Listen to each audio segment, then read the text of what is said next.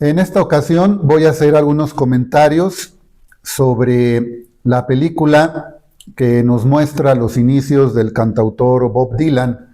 La película se llama en español Un completo desconocido. Voy a empezar con un breve comentario que no es tan importante, pero quiero expresarlo. A mí en lo personal no me gustó la película y quiero hacer la aclaración de que se trata de un gusto, de una opinión, no de un juicio profesional o de alguien especialista en cine. No estoy diciendo si fue buena o mala, no me estoy refiriendo a sus detalles o procesos técnicos propios de una obra cinematográfica. No estoy calificando como experto su guión, su fotografía o las actuaciones. En fin, solo se trata de la expresión de un gusto personal que responde a unas expectativas que yo tenía sobre esta película. Bueno, pero aparte de eso, y bueno, nada más haciendo otra vez la aclaración, que yo no lo considero tan importante, un gusto personal, si gusta o no gusta, en este caso, esta película. Es algo muy personal. No sería de mi interés debatir sobre ello o intercambiar opiniones o argumentos. Es un gusto personal. Es como si te gusta un helado de limón, como si te gusta algún platillo que lleva arroz y a alguien no le gusta esos platillos. Es como si a alguien le gusta una tarde lluviosa, es como si a alguien le gusta la ropa de colores oscuros, etcétera. Son gustos y no es de mi interés debatir sobre ello, sobre gustos personales, y no lo considero algo importante. Pero a mí en lo personal no me gustó la película. Pasando a otras cosas que yo considero más importantes, sobre todo como profesor, como académico, en el área de las ciencias sociales y de las humanidades, y que es lo que distingue a esta serie de videos. Primero, quiero hacer una exposición que puedo titular Dylan rodeado de comunistas, por lo menos en la película. Claro, en la vida real también, en esa época, hay que recordar que la película está en algunas cosas basadas o inspiradas en el libro del doctor Elijah Wald. El libro se llama Dylan Goes Electric.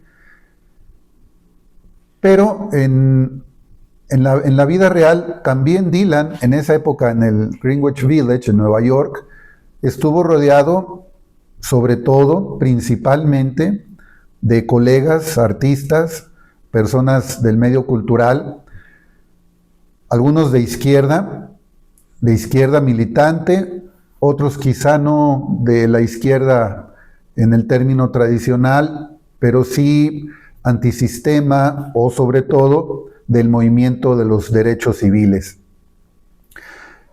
Pero es curioso que en la película, y digo curioso porque va a ser curioso comparado con otros datos que voy a dar más adelante, es curioso que en la película la gente principal, digamos coprotagonista de la película que rodea a Bob Dylan, son estrictamente comunistas, en el sentido más tradicional de la palabra, de una izquierda militante y activa.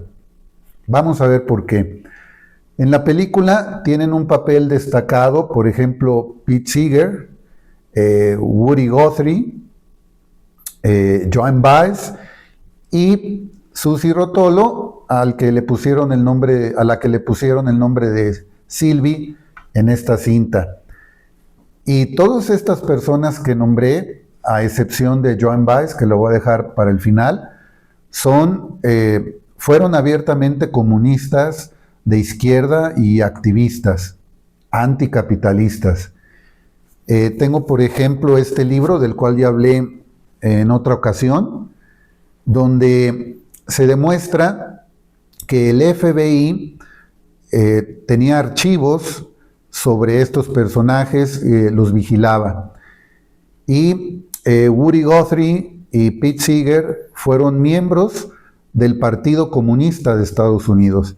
Hay por ahí ciertas dudas de la pertenencia de Guthrie al partido, pero estuvo con ellos, colaboró con ellos, y por ciertos vacíos en documentos no se puede asegurar al 100% que haya tenido su credencial del Partido Comunista, pero estuvo con ellos. Le ha de haber faltado a lo mucho nada más la afiliación oficial, pero colaboraba con ellos. El caso de Pete Seeger está totalmente comprobado que era miembro del Partido Comunista de Estados Unidos. Susie Rotolo, que en la película se llama Sylvie, le llamaban, ahorita no me acuerdo el término en inglés, pero una traducción sería una bebé de pañal rojo, es decir, una hija de comunistas. Los papás, ambos papás de Susie Rotolo, eran también de izquierda y sindicalistas, ¿sí? Eran clase trabajadora auténtica. Incluso los papás de Bob Dylan no eran esa clase obrera, y los papás de Susie sí. Y ella siguió con esa inclinación de izquierda. De hecho, aunque Susie Rotolo, también tengo un video sobre ella, y otro video sobre esta etapa de Bob Dylan, de 1959 a 1962, y lo hice ya varios años, todavía ni estaba, ya había cierta información sobre una biopic de Bob Dylan, pero no se sabía que se iba a tratar nada más de este periodo. Entonces ese video lo hice hace varios años, exactamente sobre esta misma época de la que trata la película.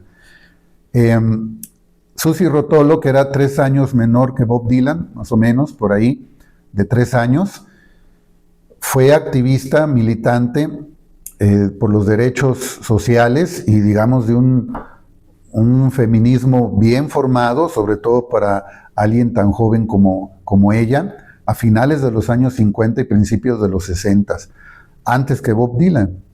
Para esas mismas fechas, aunque Dylan era 3 años mayor, todavía estaba nada más en la música de rock. Tenía como referencias a James Dean y ese tipo de rebeldía, por llamarlo de alguna manera. Pero Susie, antes de conocer a Dylan, ya estaba fuertemente metida en estos movimientos por los derechos civiles. Ella viaja a Cuba con otro grupo de jóvenes para protestar contra la prohibición de Estados Unidos de que sus ciudadanos viajaran a Cuba cuando empezaba a tensarse la relación entre Estados Unidos y Cuba, ya que en esos momentos Cuba se había declarado socialista. Y por ahí, poco después iba a venir lo de la crisis de los misiles. Entonces, estos 3 personajes completamente de izquierda y tienen un papel relevante en esta película que se llama Un completo desconocido. Por último, Joan Baez, aunque por ahí no he investigado bien su relación formal con la izquierda, no me dejarán mentir que por lo menos a partir de sus canciones, de sus discos, de su música, sí estuvo definitivamente del lado del movimiento de los derechos civiles, a protestas, incluso participaba en marchas, en manifestaciones antibélicas, sobre todo en aquel momento en la guerra de Vietnam. Entonces, aunque no hubiera sido formalmente un miembro de la izquierda institucional en Estados Unidos, de forma activa y práctica, estuvo del lado de esos movimientos que daría origen a la nueva izquierda en Estados Unidos. Eso es por un lado. Y bueno, en la película se resalta mucho, más de lo que yo esperaba, a Woody Guthrie. Y hablando de él, pues voy a mostrar algunos de los libros. Este libro, que está escrito en español, no es nada más sobre Woody Guthrie, es sobre otros artistas que han utilizado su música con fines políticos y sociales. Está escrito por varios autores, cada autor escribe sobre un artista diferente. Podemos mencionar a Alfred Crespo, Carlos Rego, etcétera, son varios. También está en inglés este otro libro, Woody Guthrie, American Radical, de Will Kaufman. O también les puedo mostrar este otro libro sobre la figura de Woody Guthrie, el profeta cantante, la visión y la voz de Woody Guthrie, entre otros libros que tengo por ahí, acerca de la importancia social y política de este cantautor, una gran referencia de Bob Dylan yo creo que siempre, pero sobre todo en sus primeros años.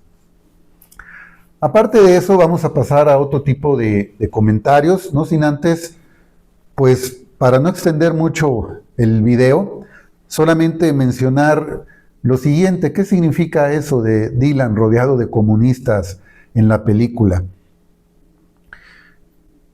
E incluso, recordando ahorita al inicio de la película, las escenas iniciales son de Pete Seeger en una corte, en una sala de la corte, rindiendo una declaración en aquella famosa cacería de brujas por las llamadas actividades antiamericanas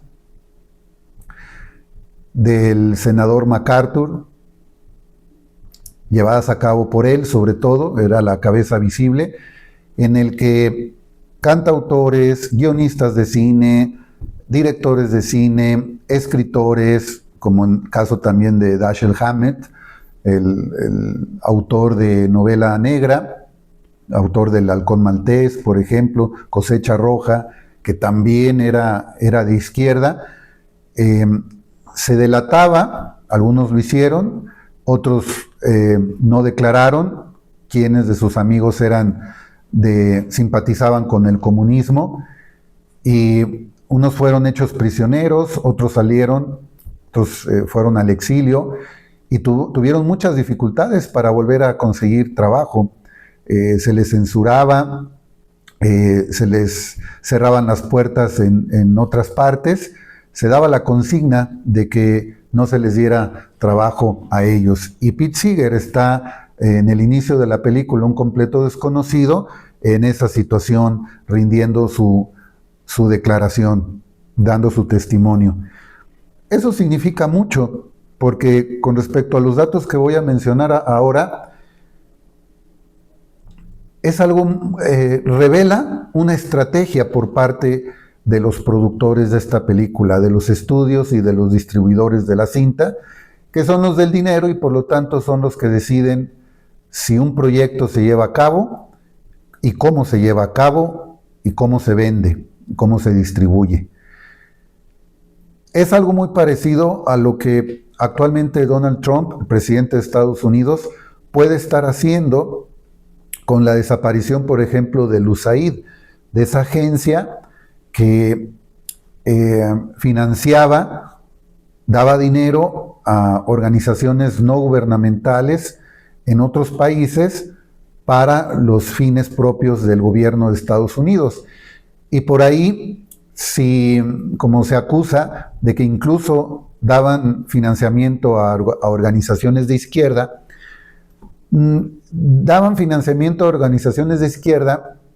que se dejaban corromper, que en realidad no eran de izquierda, o eran de cierta izquierda, pero se corrompían. O, como ha sucedido también, y muchos documentos lo muestran en la Guerra Fría, de los archivos que ya están desclasificados, El gobierno, y esto también lo denuncia el profesor Ramón Grossfogel, profesor de la Universidad de Berkeley, del que he hablado también aquí en otros videos y lo he usado como fuente de información, cómo se fabrican organizaciones de pseudoizquierda, pero para que estén controladas por Estados Unidos. Y ellos dirijan esas organizaciones con la finalidad de que la gente que pudiera simpatizar con la izquierda pues fuera controlada de esa manera, se adhiriera a alguna organización que ellos pensaban que es de izquierda, cuando en realidad estaba siendo controlada por Estados Unidos. Es una forma de controlar al enemigo. En ese sentido, en esa lógica se entendería por qué rodean a Dylan de gente de izquierda. Quizá la gente, mucha gente que va a ver la película, ni siquiera se vaya a enterar que estos personajes eran de izquierda, porque en la película no se deja, es muy difícil entender que el personaje de Susie Rotolo, que aquí le ponen Sylvie, es muy difícil entender que sea de izquierda. Quizá un poco a Pete Seeger, quizá un poco más, y definitivamente a Guri Guthrie para nada. Entonces es muy fácil que gente que no conoce de Bob Dylan ni siquiera se entere de la militancia radical de izquierda, de la gente principal que rodeaba a Dylan, por lo menos en aquella época. Solamente gente que conozca la trayectoria de Dylan, que la conozca muy bien, puede saber esto, pero ni siquiera, porque me di cuenta ahora en redes sociales que seguidores, sobre todo estadounidenses o de habla inglesa, seguidores de Bob Dylan, no lo saben. O peor aún, si es que lo saben, no les importa para nada, lo hacen a un lado, lo borran, como un efecto especial por computadora, lo quitan, lo borran y se quedan con otro Dylan que a ellos les interesa. Así tuve un intercambio de mensajes, de comentarios con otros usuarios, donde les hice ver la militancia de izquierda de estos personajes y no lo tomó en cuenta. Simplemente me contestó en inglés. A mí lo único que puedo decir es que los países llamados comunistas no son el camino adecuado para los países, etcétera, etcétera. Cuando le di el argumento de la gente de izquierda que rodeaba a Bob Dylan, simplemente no lo toman en cuenta. Bueno, ¿cuáles son los otros datos? Tercer y último dato. Yo voy a sostener la hipótesis, y esto es muy importante decirlo, cuando se hace una investigación, en este caso de corte social, de un tema de las ciencias sociales, pues primero se puede tener una intuición, un problema de investigación, una hipótesis a manejar. Entonces, con lo cual aclaro que no estoy confirmando o asegurando las siguientes conclusiones, sino que es apenas una idea que se debería de desarrollar y tener después unos resultados. Pero ¿cuáles serían esas intuiciones o cuál sería esa problematización para empezar a establecer una hipótesis? ¿Qué sería? Esta película biográfica sobre una parte de la vida de Bob Dylan se habría hecho con fines netamente comerciales, en este caso hablando específicamente de vender las canciones de Bob Dylan, incluso las más antiguas de los años 60, a las nuevas generaciones, a los adolescentes, a los jóvenes de ahora. Que en el capitalismo no es una práctica poco común. Incluso es muy conocido el caso de la Coca-Cola, que decía que no seguía gastando en publicidad como lo sigue haciendo, porque viera en peligro en la actualidad su dominio, su posición, sino que estaba pensando en las nuevas generaciones, para que los niños prefieran ese producto, la Coca-Cola, y crecieran con esa preferencia. Entonces estaban pensando en el futuro. Por la edad de Bob Dylan, por que pues la gente que lo conoce pues ya está, digamos, asegurada su fidelidad, por llamarlo de alguna manera, utilizando esos términos comerciales de ellos, utilizando la manera en cómo ellos se expresarían. Y quizá, por supuesto que sí, sin ninguna campaña de publicidad, gente joven lo descubriría por una u otra forma. Simplemente porque sus padres o sus abuelos lo escuchaban, lo descubren ahí un vinilo o un CD en casa del abuelo y lo ponen y les gusta. Pero pues eso es muy poco para ellos. Ellos lo que quieren es asegurarse que llegue a más mercados la música de Bob Dylan. ¿Por qué? Porque acababan de comprar el catálogo de canciones de Bob Dylan. Y entonces, si acaban de hacer un buen gasto por él, ¿qué van a hacer con él? ¿Escucharlo nada más porque les gusta? Lo compraron porque a su vez quieren venderlo. Y si lo que no se muestra no se vende, así es como ellos piensan, entonces lo que había que hacer era mostrarlo. Y una de las maneras eficientes que se ha mostrado desde la Guerra Fría, ahí está el libro de la CIA y la Guerra Fría Cultural, y hay varios libros, a ver si algunos de ellos que ya tengo, pero no en este lugar, así como algunos documentos muestran cómo el cine, entre otras muchas manifestaciones de la cultura, no es propia del cine, las mismas canciones, por supuesto, el mismo Dylan es un ejemplo de ello, o Woody Guthrie, pero se ha mostrado cómo el cine, tanto en lo que fue la Unión Soviética y en Estados Unidos, por ejemplo, claro que también en otros países, fue un medio de expresión ideológica para tratar de imponer su agenda cultural y política. Entonces, vender a Dylan a las nuevas generaciones a través del cine, pues no era para nada una muy mala idea. Veamos. Dylan vende su catálogo de composiciones a Universal en diciembre del año 2020. Que por cierto, también Universal es dueña de Beatles en ese aspecto. Después, más o menos como año y medio después, unos meses después, Dylan vende su catálogo de canciones grabadas a Sony.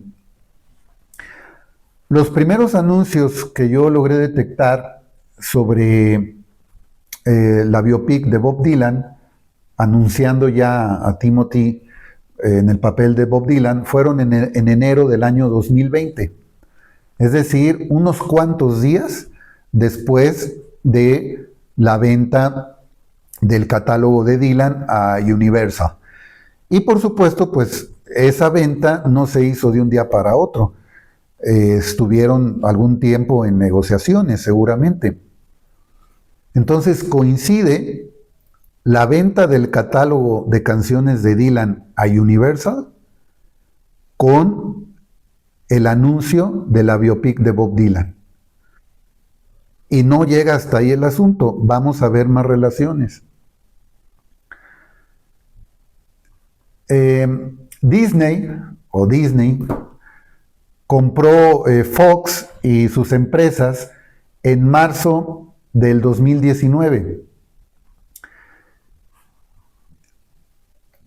Es decir, la película que distribuye Searchlight, la distribuidora de la película sobre Bob Dylan, iba en esa compra. Al final de cuentas, Disney es la gran dueña, por llamarlo en términos sencillos. Hay varios tipos de acciones, de fondos de inversión, de subsidiarias, en fin. Pero queda el último tope a donde se podemos llegar es Disney, en la distribución de la película. Ahora, inversionistas con acciones en Disney y Sony, es decir, de la empresa que finalmente distribuye la película de Dylan y la que se queda con el catálogo de grabaciones, esas dos empresas tienen accionistas en común. Bank of America, BlackRock, Morgan Stanley, Washington Mutual Investors Fund, etc. Disculpen la pronunciación. Y esto no es nada nuevo. Por ahí también hace unos meses leí un libro que mostraba datos sobre las grandes corporaciones o holdings de inversiones, de fondos, de acciones, cómo eran los mismos para todas las compañías, para los grandes corporativos a nivel global. Un fondo de inversión, un holding, un corporativo, tenía acciones en muchísimos otros corporativos, estaba presente en muchos otros. Y en los otros también había algunos que estaban presentes en los demás. Todos estaban presentes en todos. Eso de la competencia en el libre mercado es una farsa. Ellos no compiten. Nos ponen a competir a nosotros. Y entonces nos dicen que esfuérzate, que sacrifícate, que si quieres el éxito, que no te quejes, debes de trabajar más que los demás. En fin, sal de tu zona de confort.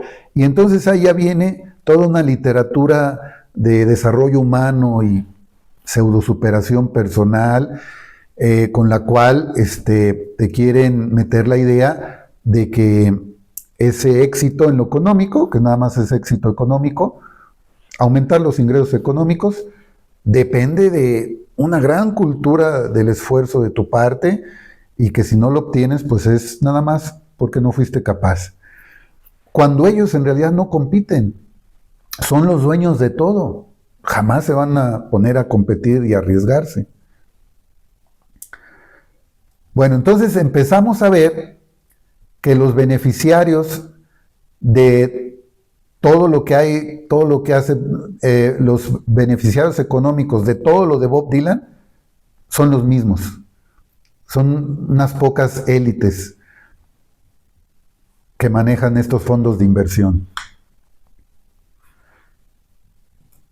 Hago el paréntesis de que, hablando de Guthrie y de Dylan, yo creo que todos ustedes conocerán, en la ciudad de Tulsa, Oklahoma, están el Bob Dylan Center y el Woody Guthrie Center a una cuadra uno de otro, donde son museo, archivos, exposición, métodos interactivos, etcétera. Han publicado ya libros, hacen conciertos, etcétera. Bueno, los dueños de esos dos centros es un solo dueño, George Kaiser. Es un magnate del petróleo, de los energéticos y de los fondos de inversión, y está en la lista de los 500 hombres más ricos de Forbes. Me faltó averiguar si él tenía alguna acción, alguna participación en alguna empresa involucrada en la producción, distribución de esta película, pero ya no es necesario. Con esta información es más que suficiente para empezar una investigación ya más detallada. Siguiendo con los inversionistas de The Walt Disney Company, que a final de cuentas es la distribuidora de la película de Bob Dylan, comparando los inversionistas de Disney con Universal Group, que son los que compraron el catálogo de composiciones de Dylan, revisando sus inversionistas, también tienen inversionistas en común. Por ejemplo, State Street Corporation y su filial, State Street Global Advisors. Geodie, algo así, se escribe GOD, Geodie Capital Management y también Vanguard Group.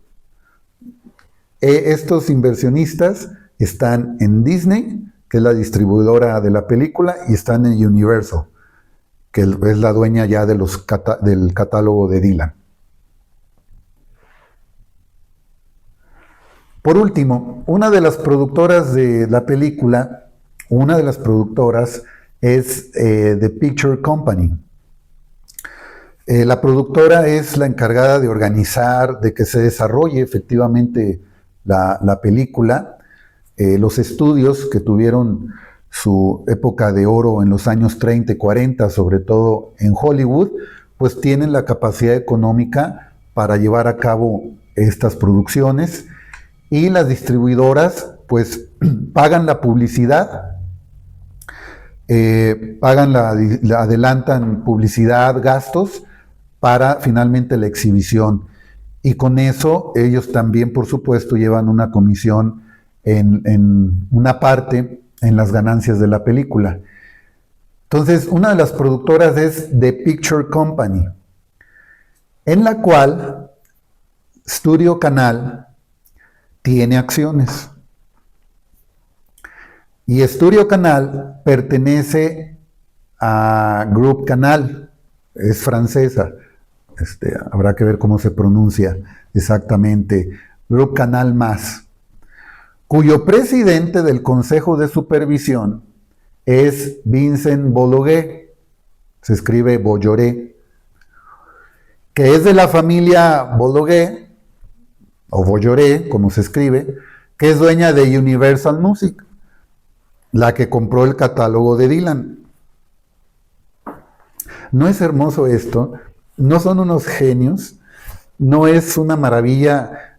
Por eso tienen esa actitud, por eso son felices, por eso tienen tanta personalidad, por eso tienen tanta seguridad, por eso tienen clase, porque son unos genios del ajedrez financiero. Ellos saben que son como una divinidad. Bueno, ya creo que hasta los estoy queriendo, ya creo que hasta me estoy enamorando de ellos, de tanta gracia y tanta mística que huele a metálico. Quizá eso era la alquimia, quizá eso era la piedra filosofal, que todo lo convertía en grandes tesoros.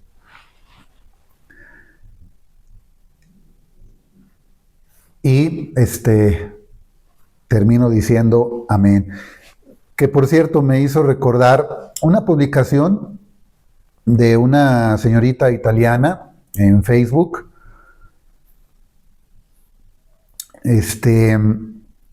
Creo que la cuenta era Little Sarah Apple, algo así. También se veía muy aficionada a los Beatles. Está su cuenta abierta, ella publicó en una página de fans de Bob Dylan. No recuerdo ahorita el nombre de la página, si era fan de Bob Dylan Fan Group, algo así. Una página de Facebook de Dylan, donde estoy yo. Ella compartió esa publicación ahí. Y está su nombre, no lo tapó ni nada, entonces pues se puede dar. Pero ella también es de este pensamiento.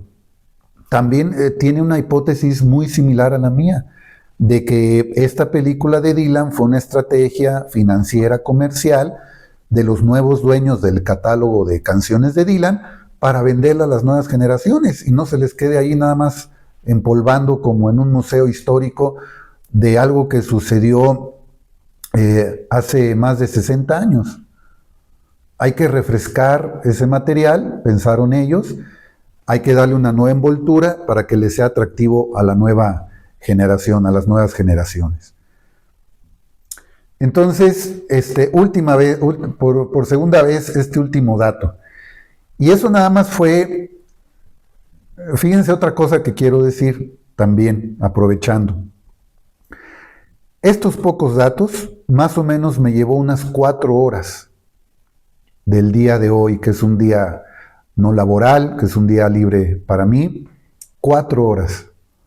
Y no es nada esta investigación, tanto en cantidad como en proceso de investigación, porque hay que encontrarle relaciones y hay que profundizar más en los mismos datos, en fechas. Es todavía muchísimo más el trabajo que está por delante, pero sirve para empezar a problematizarlo.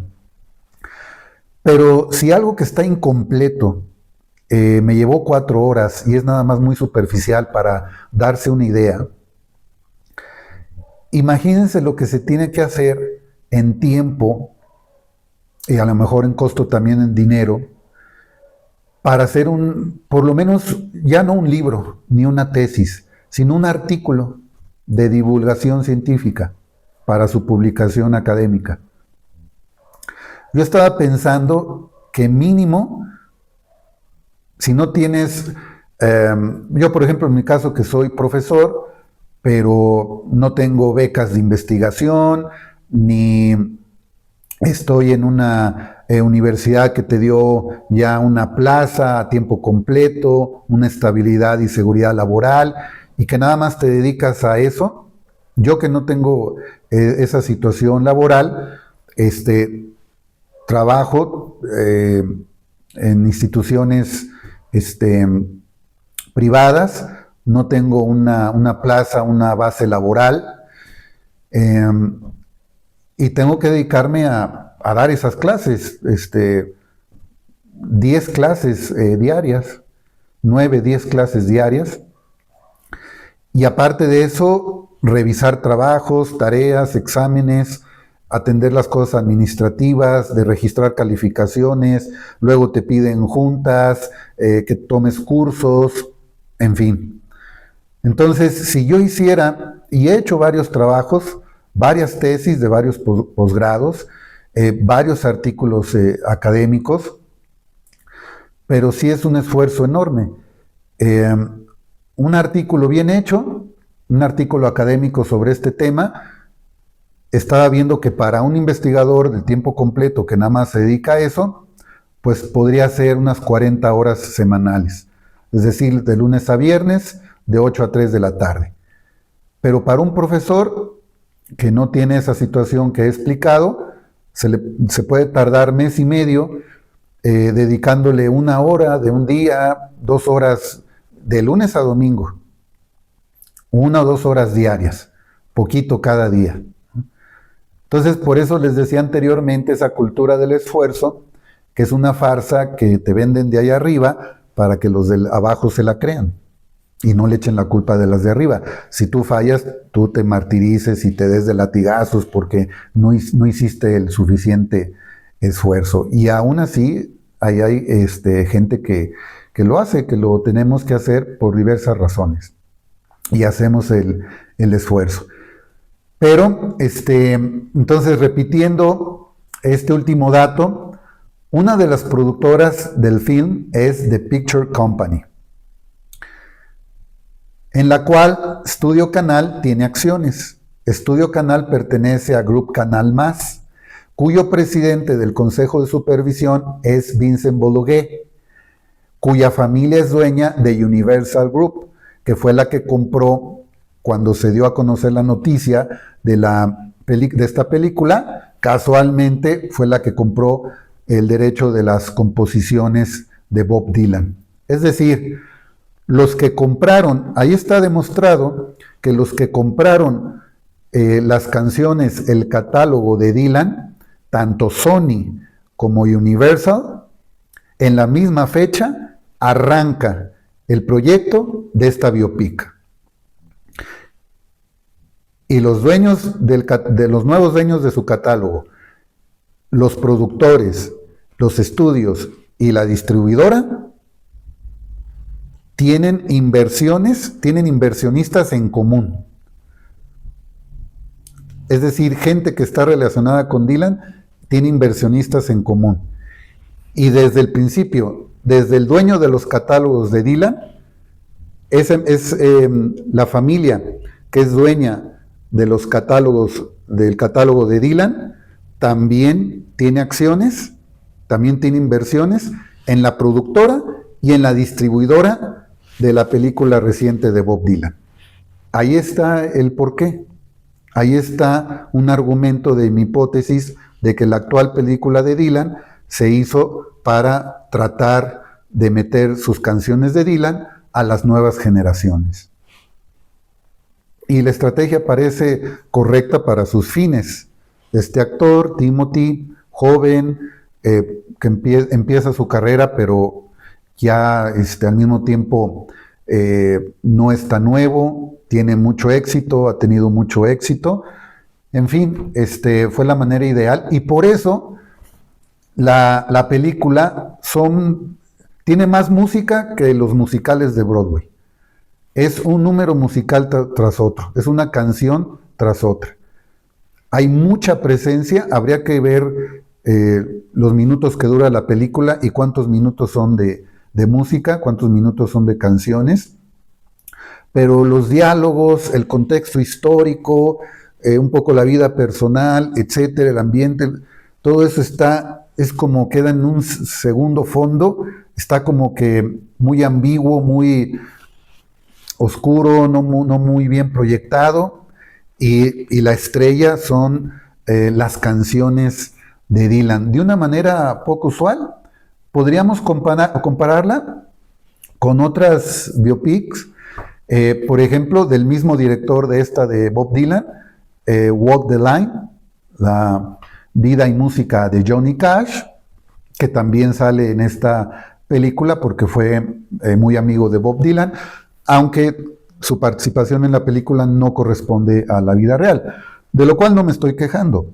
es una película, no es un trabajo académico, documental, histórico, etc. Es una película y pueden hacer con la historia lo que ellos consideren. Pero habría que compararlo, cuánta música hay, cuántos minutos de música hay en la misma cinta de este director en la película de Johnny Cash y cuánta música hay en esta nueva película de Bob Dylan. Y les repito, es cuestión de gustos. A muchos les podrá gustar eso y adelante, por mí no hay ningún problema y no voy a discutir, como dije al principio, para mí no tiene mayor interés debatir sobre eso. Lo traigo yo al tema, cuánta música hay en esta película de Bob Dylan, porque considero que eso obedece a fines comerciales y no artísticos. Y esos fines comerciales los he venido argumentando y demostrando a lo largo de este video. Puede ser que me equivoque, puede ser que mi problematización de investigación no corresponda a la realidad. Adelante. Podemos ver y apreciar y considerar las propuestas de otras personas. Y bueno, he visto que ahí, ya para terminar, muchos aficionados, porque no me ha tocado verlo en críticos de cine, en especialistas, sino en seguidores de la música de Bob Dylan, diciendo es una obra maestra. La narrativa, las actuaciones. Ahí sí, yo cuando dije al principio de que a mí no me gustaba, dije que no era un veredicto técnico de un especialista sobre la cinematografía, etcétera. No me metía en eso. Simplemente dije, es un gusto personal, es una sensación que me provocó por las expectativas que yo tenía y no me agradó, es un gusto personal. Como decir, el helado de nuez sí me gustó y el helado de limón no me gustó. Es así nada más. Lo realmente importante para mí es esta hipótesis de investigación sobre la finalidad comercial de la película. Claro que uno puede hacer a un lado la finalidad comercial y disfrutar lo que pueda contener de arte esta película, como todos le hacemos y yo mismo en otras cosas.